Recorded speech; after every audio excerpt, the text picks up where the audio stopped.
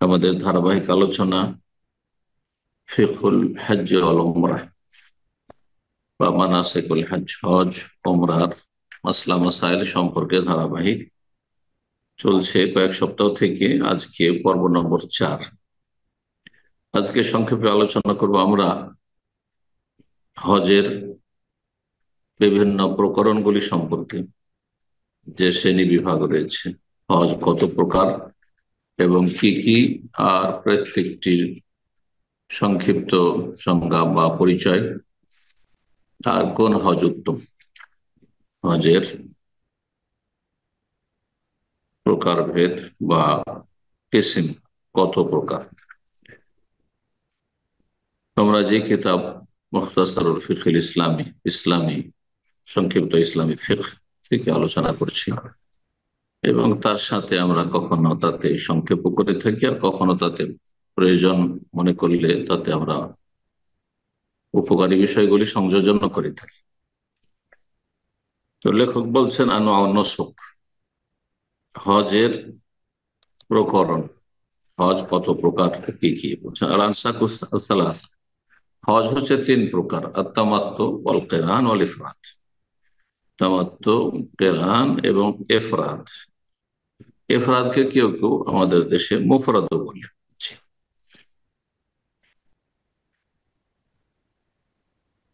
তামাত্তু কাকে বলা হয়? তামাত্তুর শাব্দিক অর্থ কি, প্রথম বলি। তামাত্তুর শাব্দিক অর্থ হচ্ছে ভোগ করা।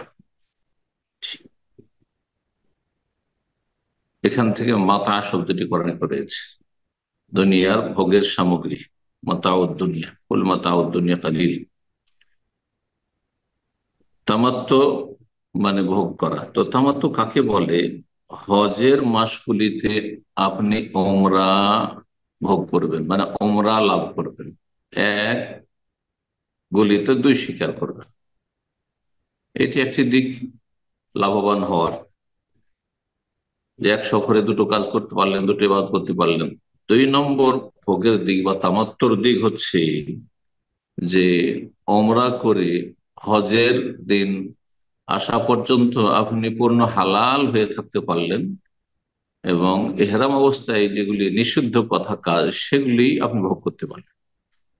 এই দিক থেকেও লাভবান। এই জন্য হজে তামাত্মকে তামাত্ম বলা হয়। হজে কেরান, কেরান কারানা একরেনো থেকে, কেরান মানে মিলানো। তার মানে এতে উমরা এবং হজকে একসাথে মিলিয়ে নেওয়া হয় নিয়ত, এবং দুটোকে নিয়ে একসাথে চলা হয়। এতেও হজের সফরে উমরাও হয়ে যায় এক গুলিতে, অর্থাৎ এক সফরে দুটোই কাজ হয়ে যায়, 2 শিকার করা সম্ভব হয়। কিন্তু সেটা একসাথে হয়, ভিন্ন ভিন্ন হয় না তামাত্তুর মতো। ইফরাদ মানে একক, অর্থাৎ শুধু হজ, ওমরা নয়। তাতে শুধু হজ হবে, ওমরা নয়। তো এখন আমরা সংজ্ঞাগুলি দেখি। সিফাতুত তামাত্তু, তামাত্তুর সংক্ষিপ্ত বিবরণ হচ্ছে ইহরিমা বিল উমরাতি ফি আশহুরিল হজ, হজের মাসগুলিতে ওমরার ইহরাম করবে। আর হজের মাস শাওয়াল থেকে শুরু হয়, শাওয়াল, জিলকাদা এবং জিলহজ মাসের 10 তারিখের রাত ফজর পর্যন্ত। যেদিন 10 তারিখ সকাল হয়ে ফজর আজান হয়ে যাবে, তখন আর হজ শুরু করা যাবে না। ওয়াফরুগু মিনহা, ওমরা শেষ করে ফেলবেন আপনি। সুম্মা ইহরিমা বিল হজ মিন মক্কা আও কুরবিহা ফি আমিহি, তারপরে আপনি হজের এহরাম করবেন মক্কায় যেখানে আছেন সেখান থেকে, অথবা মক্কার কাছাকাছি যেখানে আছেন সেখান থেকে। যদি কেউ আগের দিনে বা তার 1 দিন আগে, অনেক সময় স্থানীয় হাজিদেরকে মেনা নিয়ে চলে যায়, সরাসরি তাঁবুতে রাখে, তাহলে সেখান থেকে হজের দিন কি করবে? এহরাম করবে। হজের হজের দিন কি? মুত্তারবিয়া, 8ই জিলহজ, জোহরের আগে আগে সকালবেলা। আর এখানে যেহেতু ওমরা পৃথক হচ্ছে আর হজ পৃথক হচ্ছে, সুতরাং প্রথম যখন আপনি অন্তরে নিয়ত করবেন তখন ওমরার নিয়ত করবেন, আর তার সাথে উচ্চারণ করবে, নিয়ত উচ্চারণ নয়, বরং সেটি হচ্ছে 3 প্রকারের হজের কোন একটিকে নির্দিষ্ট করা। বলবেন লাব্বাইক উমরাহ, হে আল্লাহ আমি হাজির হয়েছি উমরা করার জন্য। আগে প্রথম যখন আপনি যাচ্ছেন আর উমরা করছেন, আল্লাহ নাওয়াইতুল উমরা বলবেন না, যেমন কিছু চটি কিতাবগুলিতে রয়েছে, বেদাতীদের কিতাব রয়েছে, হে আল্লাহ আমি ওমরার নিয়ত করছি, না বলা যায় না, বেদাত। যে কোনো ইবাদতের ক্ষেত্রে নিয়ত উচ্চারণ করা বিধান।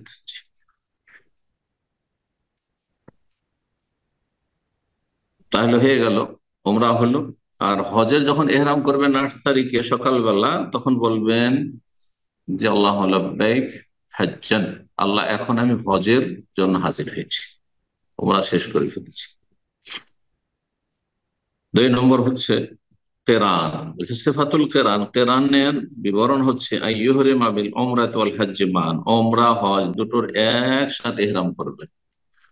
বাইরের হাজিরা মিকাতে যখন পৌঁছিবেন, যে কোনো পথে হোক না কেন, বা মিকাত বরাবর পৌঁছেবেন, তখন দুটোকে একসাথে নিয়ত করবেন অন্তরে, আর দুটোর এহরাম করবেন। অথবা যদি কেউ এমন করে যে হজে ইফরাদ করেছিল, কিন্তু হজে ইফরাদ যেতে হজে কেরান উত্তম, দুটোকে মেলাতে চাই, তাহলে প্রথমে হজের এহরাম করেছিল, লেখক বলছেন সুম্মাইয়ুদখিলু উমরা আলাইহি, তারপর ওমরাকে তাতে ঢুকিয়ে দেবে, ঢোকানো জায়েজ রয়েছে। বিশেষ করে তওয়াফ শুরু করার আগ পর্যন্ত, অনেকে বলেছে তওয়াফ করার পরেও নিয়ত বদলানো যায়।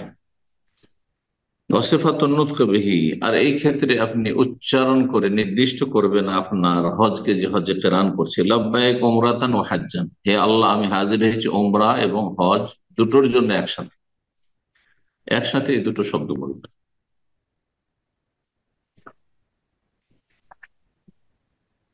এফরাদ কাকে বলে? বলছেন আইয়ুহরে মাবিল হজ্জ মুফরাদান বা মুফরিদান, শুধু হজের এহরাম করবেন না। ওয়াসিফাতুন নুতক বিহি, আর এই ক্ষেত্রে আপনি উচ্চারণ করবেন অন্তরে নিয়ত করে, নিয়ত উচ্চারণ না, আবার বলছি লাব্বাইক উচ্চারণ করবেন, নির্দিষ্ট করবেন আপনার ইফরাদ হজকে, লাব্বাইক হাজ্জান বা লাব্বাইক হাজ্জাতান, হে আল্লাহ আমি হাজির হয়েছি হজের উদ্দেশ্যে। এখন কেরান আর ইফরাদে পার্থক্য কি, আর তামাত্তু, তিনটিতে পার্থক্য কি? তামাত্তু আর কেরানে পার্থক্য বললাম যে তামাত্তুতে উমরা ভিন্ন ভাবে হয়, আলাদা একবার উমরা হয়ে গেল, যেমন উমরা করেন, আর তারপর মাঝখানে হালাল হয়ে থাকলেন, তারপর 8 তারিখে হেরাম করলেন হজ। হজ মৌসুমে দুটোই হলো, কিন্তু আলাদা। কেরান দুটোকে মিলিয়ে নিয়ে করলেন, কিন্তু হজ হইল উমরাও হইল। কেরান আর ইফরাদে কি পার্থক্য? বলছেন কাজের দিক দিয়ে, আমলগুলির দিক দিয়ে সমান সমান। ইফরাদেও একটি তওয়াফ ফরজ, একটি সাই ফরজ, আর কেরানও একটি তওয়াফ একটি সাই যথেষ্ট। তাই বলছেন ওয়া আমালুল কারিন কামালিল মুফরিদ সাওয়া, কেরানকারী এবং এফরাদকারীর আমলগুলি একই সমান, একই রকম। তাহলে পার্থক্য কোথায়? এই পয়েন্টে তাহলে এক হয়ে গেল যে কাজগুলি কেরান আর এফরাদের একই রকম। পার্থক্য হচ্ছে যে কেরানকারীর ওপর কি রয়েছে, হাদি ফরজ রয়েছে, কোরবানি রয়েছে, যেহেতু হজ মৌসুমে সে ওমরাও করল। ফামান তামাত্তা বিল উমরাতি ইলাল হজ্জ, যেই ব্যক্তি হজের সাথে ওমরাও ভোগ করে নেবে, এটা তামাত্তু হজের মাধ্যমে হোক অথবা কেরান হজের মাধ্যমে। তো ফামান তামাত্তা বিল উমরাতি আল হজ্জ, কোরআনের ভাষায় যে বলা হয়েছে সেটা শারঈ তামাত্তু হোক, অথবা ভাষাগত লুগাবি ভাষা আবিধানিক তামাত্তু হোক, যেটার নাম কেরান শরীয়তের ভাষা। দুই হজেই কিন্তু কুরবানি ওয়াজিব। ওয়াল মুফরিদ লা হাদি আলাইহি, কিন্তু শুধু যদি হজ করেন, আপনি উমরা করলেন না হজ মৌসুম, অন্য সময় আগে করেছেন অথবা করেননি, করবেন পরে করবেন, তাহলে লা হাদি আলাইহি, হাদি ওয়াজিব নয়। কোনটি উত্তম? এফরাদ চাইতে কেরান উত্তম, আর কেরান এফরাদ দুটোর চাইতে উত্তম হচ্ছে তামাত্তু। কেন উত্তম? আর যখন উত্তম জানলাম যে তামাত্তু এটি হচ্ছে সঠিক মত, তাহলে যথাসাধ্য উত্তম হজ করার জন্য সচেষ্ট হইতে হয়। বিশেষ করে প্রথমবার হলে, জীবনে প্রথম ফরজ হজ করছেন, তার উত্তম হজ করেন। সময় আছে আপনার কাছে, এমন নয় যে সময় সংকীর্ণ হয়ে গেছে, আরাফার দিন চলে এসছে, সুতরাং দুটোকে একসাথে মিলিয়ে নিয়ে কেরান করতে হচ্ছে, এমনও নয়। সময় আছে, ওমরা আলাদা করতে পারবেন। কিছু সময়, অল্প সময়ের জন্য হলেও, কিছুক্ষণের জন্য হলেও মাঝখানে হালাল হয়, আবার পুনরায় নিয়ত আপনি করে হজে প্রবেশ করতে পারবেন। 8 তারিখে হইলেও, অনেকে 8 তারিখ হয়েছে সময় বেশি নেই সেজন্য আমি দুটোকে মিলিয়ে কেরান করে নিলাম না। 8 তারিখে আপনি ওমরা সকালবেলা সেরে নিয়ে তারপরে মেনে আসতে পারেন, আলাদা হয়ে না করে আপনি ওমরা আর আলাদা হজ করতে পারেন, হজে তামাত্তু করতে পারেন। তামাত্তু করা উচিত প্রতিটি হাজিকে, কারণ অত্তামাত্তু আফজালুল আনসাক ওয়া আউলাহা। লেখক বলছে তামাত্তু হচ্ছে সবচেয়ে উত্তম হজ। কেন উত্তম? এর দলিল, 1 নম্বর কথা, রাসূলুল্লাহ সাল্লাল্লাহু আলাইহি ওয়াসাল্লাম সমস্ত সাহাবায়ে কেরামদেরকে, যাদের সাথে কোরবানির পশু ছিল না, তাদের সবাইকে নির্দেশ দিয়েছেন যে তোমরা ওমরা করে হালাল হয়ে যাও আর হালাল হয়ে যাও। 5 জিলহজ পৌঁছেছেন নবী সাল্লাল্লাহু আলাইহি ওয়াসাল্লাম, সাহাবায়ে কেরাম মক্কায়, মদিনা থেকে বললেন তোমরা হালাল হয়ে থাকো। 8 তারিখে আবার এহরাম, কাউকে বাদ দেননি। একমাত্র বলেছে যার কাছে হাদিয়া রয়েছে আমার মতো। নবী সাল্লাল্লাহু আলাইহি ওয়াসাল্লাম কোরবানি পশু সাথে করে নিয়ে গেছেন। কোরবানি পশু সাথে করে নিয়ে গেলে ওয়ালা তাহলিকু রুউসাকুম হাত্তা ইয়াবলুগাল হাদিয়ু মাহিল্লাহ, হালাল হতে পারবেন না মাথা মুন্ডন করে যতক্ষণ পর্যন্ত হাদি যে সাথে নিয়ে এসছো সেটা জবাই না হয়। নবী সাল্লাল্লাহু আলাইহি ওয়াসাল্লাম সবাইকে তাকিদ করেছিলেন বিদায় হজে যে তোমরা সব হালাল হয়ে যাও এখন ওমরা করে, ইল্লা মান সাকাল হাদি, একমাত্র যে হাদি সাথে নিয়ে গিয়েছিল। এটা একটা দিক যে তামাত্তু নবী সাল্লাল্লাহু আলাইহি ওয়াসাল্লাম নির্দেশ দিয়েছেন।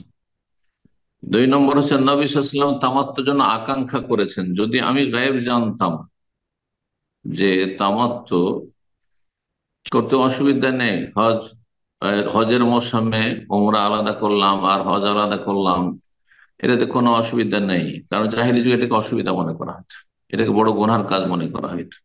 নবী সাল্লাল্লাহু আলাইহি ওয়াসাল্লামের কাছে ওহী আসেনি এই মর্মে, পরে ওহী এসেছে। লাউ ইস্তাকবালতু মিন আমরি মাস্তাদবারতু মা সুকতুল হাদি, যদি আমি জানতাম আগে যে আল্লাহ রাব্বুল আলামিন এই জাহিলি যুগের এই যে মতবাদ, যে হজ মৌসুমে মাঝখানে হালাল হয়ে থাকা, ওমরা করে আর তারপরে স্ত্রী সম্ভোগ করা, মিনাফসিল ফুজুর, পাপের কাজ, এটি কুসংস্কার তাদের। আর এটাকে নবী আল্লাহ রাব্বুল আলামিন বাতিল ঘোষণা করবেন, ভাবছিলাম যে আগে যেমন আমাদের পূর্বপুরুষরা করতো সেইভাবে আমি হজে তামাত্তু হয়তো চলবে না, সেজন্য আমি পশু নিয়েছি যে কেরান। লাউ ইস্তাকবাল তুমি আমরি মাস্তাদবার, তো পরে যা জানতে পারলো ওহির মাধ্যমে, সেটা আগেই যদি জানতে পারতাম, তাহলে নবী সাল্লাল্লাহু আলাইহি ওয়াসাল্লাম গায়েব জানতেন না। মা সুকতুল হাদি, তাহলে হাদির পশু নিয়ে আসতাম না। ওয়ালা যে আলতাহা, ওমরা আর ওমরা করে আমি হালাল হয়ে যেতাম তোমাদের। আকাঙ্ক্ষা করেছেন, নির্দেশ দিয়েছেন। দুটো কারণ হলো তামাত্তু উত্তম হওয়ার। তৃতীয় কারণ হচ্ছে তামাত্তু 3 হজের মধ্যে সবচেয়ে সহজ, কারণ দীর্ঘ সময় আপনাকে এখানে অবস্থায় থাকতে হচ্ছে না।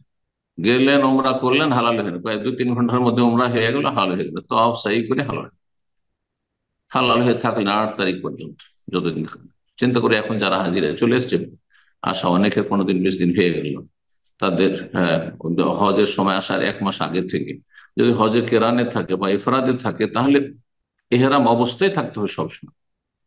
হ্যাঁ, এহরামের বিধি নিষেধ পালন করে দীর্ঘ সময় ধরে থাকাটা কষ্টকর।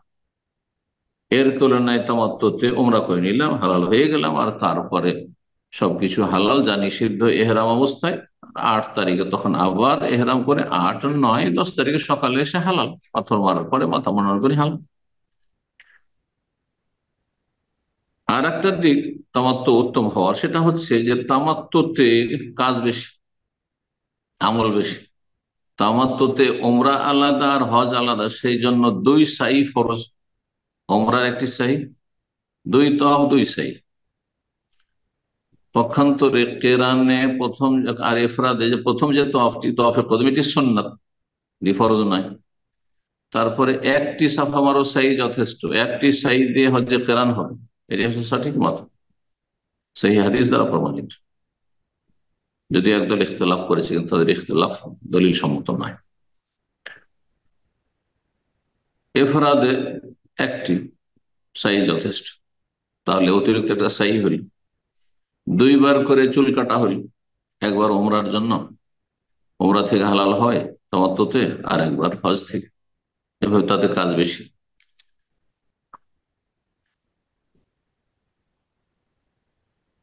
মক্কা প্রবেশের ক্ষেত্রে লেখক একটি মাসলা উল্লেখ করেছেন, সেটা হচ্ছে যখন কোনো ব্যক্তি উমরা বা হজের জন্য মক্কা আসবে, কোন দিক থেকে প্রবেশ করবে, এই ক্ষেত্রে কি কোনো সুন্নাত বিধান আছে? বলছেন ওয়ায়ুসান্ন দুখুলহু মিন আলাহা ইন কানা আরফাক লিদুখুলিহি, মক্কার উঁচু দিক থেকে যদি প্রবেশ করে তো এটি সুন্নাত, যদি তা সহজ সাধ্য হয়। কিন্তু আজকাল সহজ নয়, চারিদিকে হোটেল, চারিদিকে আপনার হাজি সাহেবরা ছড়িয়ে ছিটিয়ে আছে, একদিক দিকে সব হাজিদের ঢোকা অসম্ভব, কঠিন। উঁচু দিক হচ্ছে কবরস্থান যে মহল্লা রয়েছে এই দিকটা, যেদিকে রাসূলুল্লাহ সাল্লাল্লাহু আলাইহি ওয়াসাল্লাম বাড়ি ছিল। আর নিচু দিক হচ্ছে যে দিকটা মিসফালা বা জারওয়াল, ওই দিকটা চলে যাচ্ছে, ওই দিক নিচু দিক, ওই দিক থেকে বেরিয়ে যাওয়া।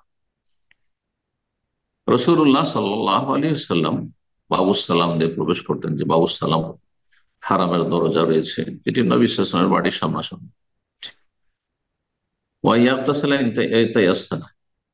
মক্কা গিয়ে গোসল করা এটিও সুন্নাত, যদি সহজ সাধ্য হয়, সম্ভব হয়। এহরাম অবস্থায় গোসল করতে কোনো বাধা নেই, বরং মক্কা গিয়ে গোসল করা সুন্নাত। মসজিদে হারামে প্রবেশের সময় যে দিক থেকে সুবিধা হয় প্রবেশ করুন। মসজিদ হারামে যখন প্রবেশ করবেন তখন অন্য অন্য মসজিদে যেমন প্রবেশের সুন্নতির তরিকা এবং দোয়া রয়েছে তাই করবেন। ডান পা সামনে বাড়াবেন, বাম পা পরে উঠাবেন মসজিদে প্রবেশের সময়, আর বলবেন বিসমিল্লাহ ওয়াসসালাতু ওয়াসসালামু আলা রাসূলিল্লাহ আল্লাহুম্মা আফতিহ আলি আবওয়াব রাহমাতিক। আর একটি দোয়া রয়েছে আউযু বিল্লাহিল আযীম ওয়া বিওয়াজহিল কারীম ওয়া সুলতানিহিল কাদীম মিনাশ শাইতানির রাজীম। আবু দাউদে হাদিস রয়েছে, হাদিস দুটোই সহিহ। মসজিদ হারামে প্রবেশ করে সাথে সাথেই তওয়াফ করতে হবে জরুরি নয়, কিন্তু উত্তম হচ্ছে যে তাহিয়াতুল মসজিদ না পড়ে সরাসরি তওয়াফ শুরু করবেন, যদি ফরজ সালাতের সময় না থাকে। কিন্তু ফরজ সালাতের সময় ঘনিয়ে এসছে, এখন আজান হয়ে গেছে, ইকামত হতে যাচ্ছে, তাহলে তওয়াফ শুরু করবেন।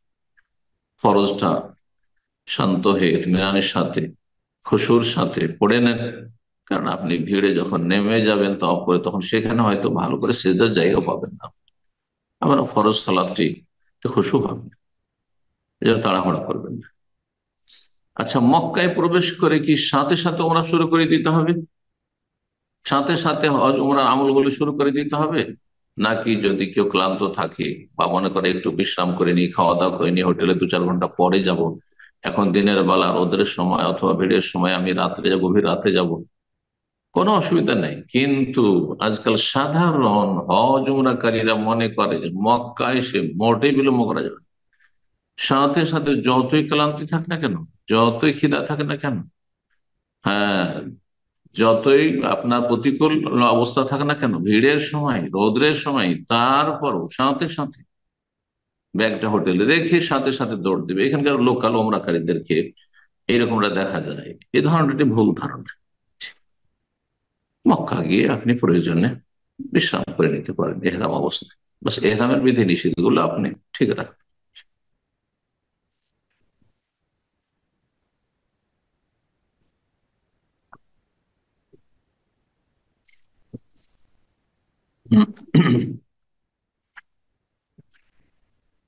তারপরে আমাদের আর একটু যেহেতু সময় আছে, সুতরাং আমরা আলোচনা করি হজের রোকন এবং ওয়াজিবাতগুলি সম্পর্কে। যেহেতু আমাদের সামনে শুধু একটি সপ্তাহ আছে, সামনে রবিবার হয়তো আমরা আলোচনা করতে পারবো, তো সেটিতে ইনশাআল্লাহ তাআলা আরো একটি আলোচনা অন্য বিষয় হবে। এখানে সংক্ষেপে আমরা আলোচনা করে দিই হজের রোকন, মানে হজের স্তম্ভ, খুঁটি কয়টি। হজের স্তম্ভ হচ্ছে 4টি, যার কোনো একটি ছুটে গেলে হজ হবে না। এগুলির কোন একটি দম দিয়ে ঘাটতি পূরণ হয় না, পালন করতেই হবে।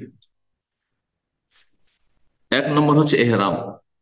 এহরাম করা, এহরাম মানে হজ বা ওমরার ইবাদতে প্রবেশ করা। শুরুতে আলোচনা করেছি এহরামের আলোচনা। দুই নম্বর হচ্ছে আরাফে অবস্থান করা। নবী সাল্লাল্লাহু আলাইহি ওয়াসাল্লাম আল হাজ্জু আরাফা, হজ হচ্ছে আরাফা অবস্থান না। আরাফায় কেউ যদি 9 তারিখের দিনেও গেল না, আহ দিনে সকালবেলা গেলে হবে না, দিনে জোহর থেকে শুরু হয় আসল সময়, কিন্তু এটা অনেকে বুঝে না। কেউ যদি সকালবেলা থেকে জোহর আগে আগে আরাফা থেকে চলে আসে, হ্যাঁ, তাহলে তার হজ হবে না। আরাফার অবস্থান শুরু হয় জওয়ালের পর থেকে শুরু করে, 9 তারিখে দুপুর পর থেকে শুরু করে সন্ধ্যা সূর্য ডুবিয়ে দেওয়া পর্যন্ত, এটি হচ্ছে উত্তম সময়। যদি কারো পক্ষ থেকে সম্ভব না হয়, এমার্জেন্সি কোনো কারণ হয়ে যায়, তাহলে রাত্রেও হইতে পারে, ফজর আজান পর্যন্ত। ফজর আজান পরে এক মুহূর্তের জন্য যদি আরাফার ময়দান হয়ে অতিক্রম করে এই সময়গুলিতে, 9 তারিখ আরাফার দিন, 9 জিলহজ আরাফা, সেই দিন জোহর জওয়ালের সময় থেকে শুরু করে, জওয়ালের পর থেকে শুরু করে সারা দিন এবং রাতের ফজর পর্যন্ত, এটা হচ্ছে আরাফা অবস্থানের সময়। আরাফা অবস্থান করা হচ্ছে হজের রকম। 3 নম্বর হচ্ছে তওয়াফে জিয়ারা। ফিকহের ভাষায় তওয়াফ জিয়ারা, হাদিসের শব্দটি নেই। আল্লাহর ঘরে জিয়ারত, ভিজিট হচ্ছে, সেই জন্য এর নাম জিয়ারত ফিকহার ভাষায়, ফুকাহাদের ভাষায়। হাদিস তওয়াফুল এফাদা, এফাদা মানে প্রত্যাবর্তন করা, মানে আপনি মেনা, আরাফা, মুজদালিফা হয়ে ফিরে আসলেন ওখান থেকে, আরাফাতে প্রত্যাবর্তন করে এসে 9 তারিখ আরাফে থাকলেন, রাত্রে আপনি মুজদালিফা থাকলেন, তারপরে 10 তারিখে এসে পাথর মারলেন বড় জামাকে, তারপরে যে ফিরে আসলেন, ফিরে আসার পরে তওয়াফ করেন 10 তারিখে, সেজন্য তওয়াফ ইফাদা কোরআনের ভাষায়। সুম্মা আফিযু মিন হাইসু আফাযান নাস থেকে নেওয়া হয়েছে। এর 5টি নাম রয়েছে: তওয়াফে জিয়ারা, তওয়াফ ইফাদা, তওয়াফুল হজ, হজের তওয়াফ, তওয়াফুর রুকন, রুকন তওয়াফ, আর তারপর তওয়াফ ফরজ, ফরজ তওয়াফ। যে কোনো নাম বলেন, একটি এবাদতের এই তওয়াফে ইফাদা 10 তারিখের যে তওয়াফটি, এটি 10 তারিখ করে উত্তম, বিলম্ব না করে, আর বিলম্ব করলে জায়েজ, প্রয়োজন। 4 নম্বর রুকন হচ্ছে সাই, সাফা মারোয়ার সাই। তাহলে 4টি হয়ে গেল হজের স্তম্ভ বা রোকন। আর কানুল হজ গুলিও ফরজ, গুরুত্বপূর্ণ ফরজ, এমন ফরজ যেগুলির নাম রোকন, এই জন্য এগুলির বিকল্প কিছু নেই ঘাটতি পূরণের জন্য।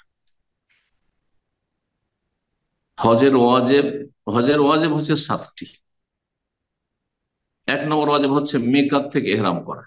যারা বাইরে থেকে আসছেন মিকাতে ইহরাম করবেন, যারা মিকাতের ভিতরে অবস্থান করেন নিজের ঘর থেকে ইহরাম করবেন। কারণ জেদ্দায় কেউ থাকছেন মিকাতের ভিতরে, জেদ্দায় এহরাম না করে মক্কা চলে গেল, তারপরে এহরাম করছেন না, আপনি আপনার এহরাম বাঁধার জায়গায় আপনার ঘর, তাহলে আপনার যে, যেখানে আপনি বাসা বাড়ি, সেখান থেকে বাস করেন, সেখানে মিকাত থেকে এহরাম করা। তারপরে 2 নম্বর হচ্ছে আরাফায় সূর্য অস্তমিত হওয়া পর্যন্ত 9 তারিখে অবস্থান করা, সূর্য ডুবিয়ে দিতে হবে, এটি ওয়াজিব। আর আরাফায় অবস্থান করতে হবে, এটা হচ্ছে রুকন, ফরজ। সুতরাং কোন ব্যক্তি যদি আরফার 9 তারিখে জোহর পর থেকে শুরু করে মাগরিবের আগ পর্যন্ত কোন সময় থাকলো কিন্তু সূর্য ডুবাইল না, তাহলে তার আরাফা আদায় হয়ে গেছে, রুকন আদায় হয়েছে, হজ হয়েছে, কিন্তু তার ওয়াজিব ছুটে গেল সূর্য অস্তমিত না করার কারণে। সূর্য ডুবার আগেই আরাফা থেকে বেরিয়ে পড়েছে, হয়তো 4-5 মিনিট আগে, এজন্য দম দিতে হবে। 2 নম্বর হয়ে গেল ওয়াজিব। 3 নম্বর ওয়াজিব হচ্ছে মুজদালিফায় রাত্রি যাপন করা। 4 নম্বর ওয়াজিব হচ্ছে মেনার রাতগুলি 11 এবং 12 রাত্রি যাপন করা মেনায়, সঠিক হচ্ছে সেটি ওয়াজিব। যারা সুন্নত বলেছেন তাদের মতটি দুর্বল। 5 নম্বর হচ্ছে পাথর মারা, রমিল জামার। 10 তারিখে একটি জামা রাখে, বড় জামা রাখে, 11, 12, তিনটিকে 3, 7, 21, আর তারপরে যদি রাত থেকে যায়, আর সেটি হচ্ছে উত্তম, 13 তারিখ পর্যন্ত যদি মারে তাহলে আরো 21টি, তাহলে 3, 21 হচ্ছে 63 আর 7টি, এই 70টি টোটাল পাথর মারবে যারা 13 ত্যাগ পর্যন্ত উত্তম হজ করবে। 6 নম্বর হচ্ছে মাথা মুন্ডন করা। 6 নম্বর হচ্ছে মাথা মুন্ডন করা অথবা মাথার চুল ছোট করা। হজ যখন শেষ হতে যাচ্ছে 10 তারিখে জামারায়, বড় জামারায় পাথর মারার পরে, আগে পরে হলে জায়েজ রয়েছে, কিন্তু এই তরতিব গুলো লক্ষ্য রাখা হচ্ছে উত্তম সুন্নাত। 7 নম্বর হচ্ছে বিদায় তওয়াফ করা। যখন বিদায় হবেন তার কয়েক ঘন্টা পূর্বে, মক্কা থেকে যখন বিদায় হবেন দেশের উদ্দেশ্যে, তখন বিদায় তওয়াফ করে হজের ক্ষেত্রে এটি হচ্ছে ওয়াজিব। এই হচ্ছে 7টি হজের ওয়াজিব। আর কোরবানি তামাত্তুকারীর জন্য, কেরানকারীর জন্য, ইফরাদকারীর জন্য নয়। তারপরে কোরবানি তামাত্তু কেরানের ক্ষেত্রে যদি অপারগ হয়, অভাবী হয়, অথবা কোরবানির পশু পাচ্ছে না, তাহলে তার বিকল্প হচ্ছে 10টি রোজা, 3টি মক্কাতেই রাখা হজ মৌসুমে হজে এসে। আর ওয়াসাবআতিন ইযা রাজাতুম, আল্লাহ রাব্বুল বলেছেন ফামান তামাত্তা বিল উমরাতি আল হজ্জ ফামাস্তাইসার মিনাল হজ্জ। যেই ব্যক্তি হজে তামাত্তু বা কেরান করবে সে যথাসাধ্য হাদির পশু জবাই করবে। এই হাদির পশু এটা ঘাটতি পূরণের নয়, এটা শুকরানা পশু, সুতরাং এর গোস্ত নিজে খেতে পারবে, নিজের আত্মীয় স্বজনকে খাওয়াইতে পারবে, সচ্ছল ব্যক্তিদেরকেও খাওয়াইতে পারবে, কিন্তু মক্কাতে জবাই হতে হবে। বেনাই উত্তম, আর মক্কায় জবাই হলে জায়েজ। মক্কার বাইরে, তায়েফে, জেদ্দায় বাইরে কোথাও জবাই হবে, মক্কায় জবাই করলো আর তারপরে সেই গোস্ত দেশে বেঁধেও নিয়ে যেত। আর হজে ইফরাদ করলে হাদির নেই, সেই জন্য এটি 8 নম্বর ওয়াজিবটিকে ফুকাহায়ে কেরাম গণনা নেই। কিন্তু বিস্তারিত যদি আলোচনা করা যায়, আর কেউ যদি বলে যে হজের 8টি ওয়াজিবাত, তো সেটাও ভুল নয়। আল্লাহ তাআলা আলম। এখানে আজকের আলোচনা শেষ করছি। ওয়া জাযাকুমুল্লাহু খাইর। ওয়া সাল্লাল্লাহু আলা মুহাম্মদ ওয়া আলা আলিহি ওয়া সাহবিহি আজমাইন।